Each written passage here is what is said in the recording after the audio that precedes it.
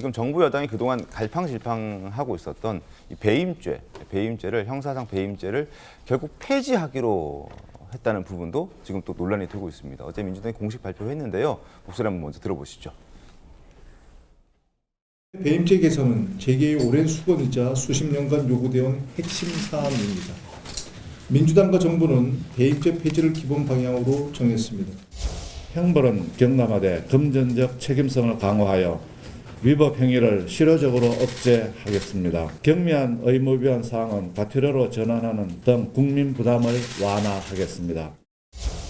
대통령이 직면하고 있는 대장동 비리 의혹, 백현동 비리 의혹, 그리고 법인카드 관련된 범죄 모든 것들이 다 업무상 배임죄입니다. 그거 없애자고 배임죄 폐지하자고 하는 거 보면 그 모든 범죄 사실이 유죄라는 것을 스스로 자백한 거라고 생각합니다.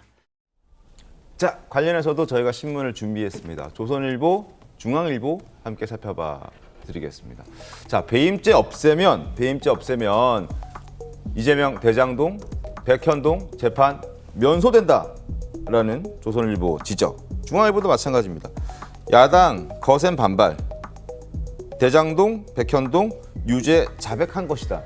결국 대장동과 백현동에서 받고 있는 그 배임 혐의가 유죄가 될 가능성이 높다. 그게 유죄다라는 걸 자백한 것이다. 그렇기 때문에 지금 배임죄를 없애자, 개선하자도 아니고 없애자라고 하는 게 바로 이러한 이유 때문이다라는 게 지금 국민의힘 야당의 주장입니다. 지금 보시는 것처럼 대장동, 백현동 법인카드, 경기도 법인카드 유용한 혐의 이거 다 배임죄에 해당되기 때문에 이것도 죄를 없애려고 이렇게 움직이는 것 아니냐 이런 또 지적들이 나오고 있습니다. 황대진 논설위원 어떻게 보셨습니까?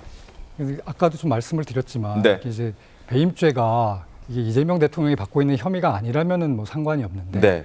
이재명 대통령이 받고 있는 혐의이기 때문에 문제라는 것이죠. 그리고 민주당이 이게 또 이번에만 그런 게 아니라 과거에도 지금 사실 허위 사실 공표죄에서 행위라는 말을 없애는 그 지금 법조항 개정도 지금 추진하고 있지 않습니까? 그래서 지금 법사위에 올라가 있는 걸로 제가 알고 있는데 네. 이게 이렇게 지금 민주당이 추진하는 법 개정마다 다 이재명 대통령 혐의가 관련된 것들이고 그것들을 없애려고 한다. 그럼 아까 저희가 패널에서 그 5가지 이제 혐의 재판 보셨죠? 네네. 그중에 이제 공직선거법 재판은 방금 제가 말씀드린 대로 허위사실 공표죄를 없애면은 또 없어지는 것이고, 네. 그럼 대장동, 백현동하고 법인카드는 배임죄를 없애면 또 없어지는 것이거든요. 네.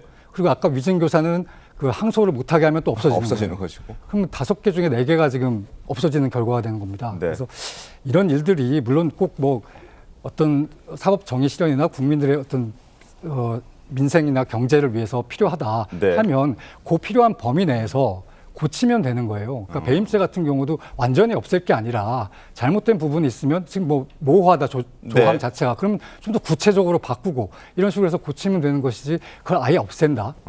이것은 좀 문제가 있지 않느냐 그런 생각이 듭니다. 알겠습니다. 배임죄 폐지를 둘러싼 여야 입장 한번 들어보겠습니다.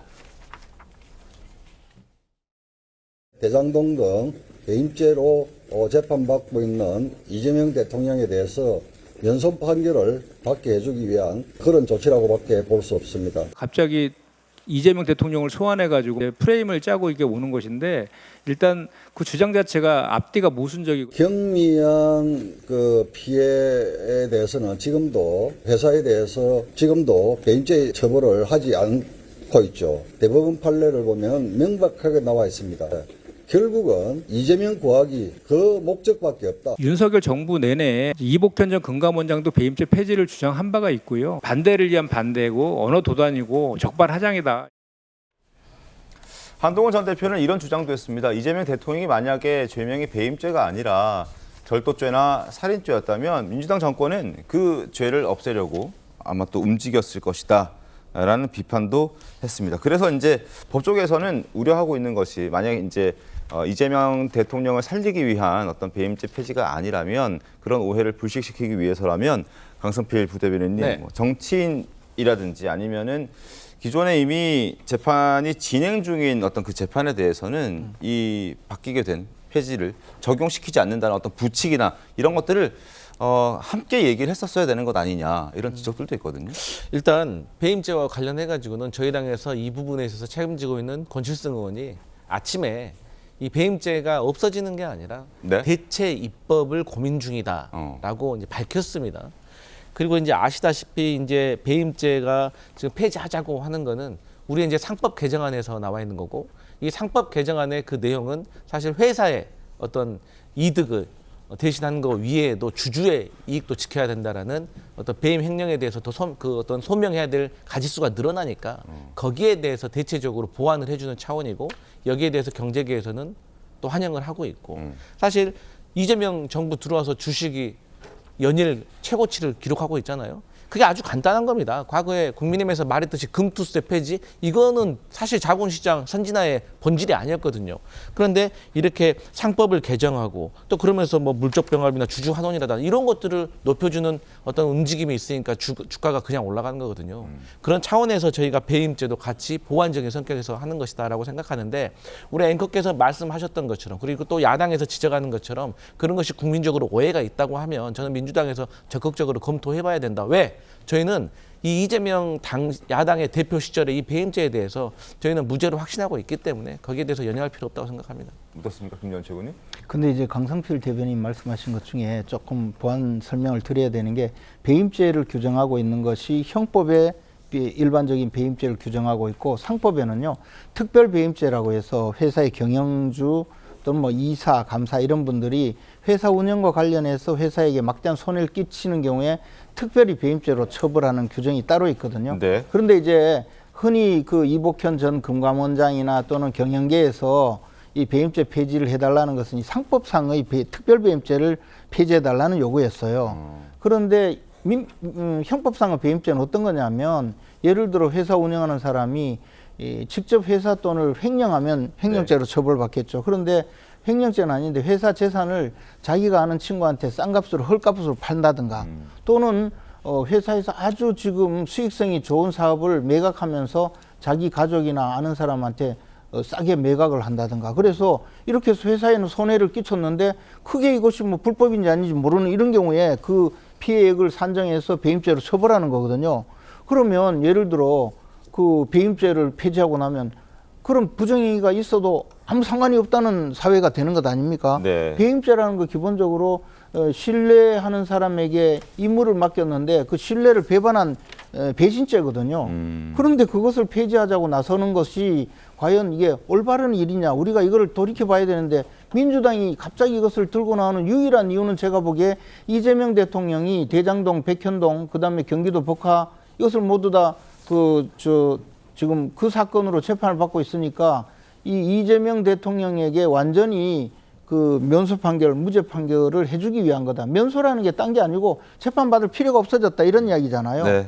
그러니까 이게 너무 명백한데 자꾸 손바닥으로 하늘을 가리려고 무슨 전임 정권 시절의 이복현 전 금감원장 이야기나 하고, 또는 뭐 주가 지금 주식 가격 오르는 이야기 하는데 그게 아니잖아요. 그냥 이재명 대통령 차라리 빨리 재판 받으라고 하세요. 알겠습니다. 그게 아닙니다. 근데 저는 그 원래 이 기업에서의 배임 횡령과 관련해 가지고는 뭐 또 그렇다 칩시다. 근데 저는 이 단체장들에 대한 네. 배임 횡령에 대해서는 저는 원천적으로 좀 앞뒤가 맞지 않는다고 생각을 해요. 특히나 이재명 대통령 당시 단체장일 때는 네. 이게 민간 개발이 민간에서 오롯이 하던 거를 이 공공이 같이 했던 거 아닙니까? 그래서 이익을 냈는데 그 이익을 더 못 냈다는 거예요.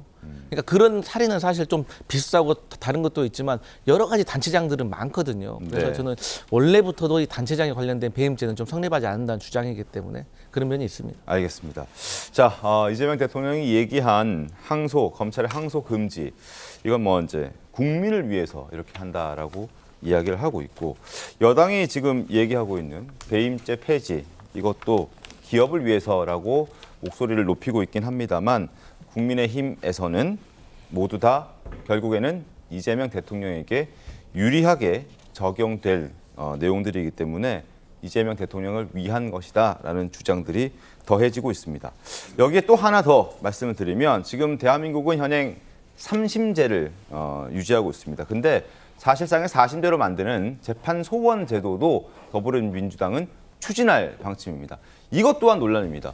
자, 법원의 재판을 제외하고는 헌법소원 심판을 청구할 수 있다라는 이 원래 헌법재판소법 68조 1항을 바꾸는 거죠. 문구 삭제를 검토하고 있는 게 법원의 재판을 제외하고는 이걸 빼는 겁니다. 그러니까 대법원의 재판이 끝나고 나도 그 대법원의 판결이 뭔가 문제가 있다는 생각이 들면 헌재로 가져갈 수 있다는 거죠. 그러면 결국 4심제가 되는 것이고, 이것 또한 논란이 되고 있는 게 선거 직전에 이제 조희대 대법원장에게 또 지금 공격의 대상이 되고 있는 그 공직선거법 유죄 취지에 파기환송했던 이 부분도 뒤집으려는 것 아니냐라는 어떤 주장도 야권에서는 제기가 되고 있습니다. 임재 변호사는 어떻게 보셨습니까? 그렇죠. 이 부분도 좀 공교롭게도 이재명 대통령의 재판과 연결된 측면이 있습니다. 네. 이번에 선거법 위반 이 대법원에서 유죄 취지의 파기환송심이 또 이와 관련해서 얘기가 나올 수밖에 없는데요.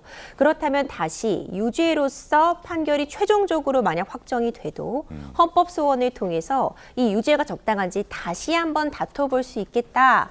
이런 부분들을 염두에 두고 이런 제안을 하는 것 아니냐는 비판 의견도 지금 등장을 하고 있습니다.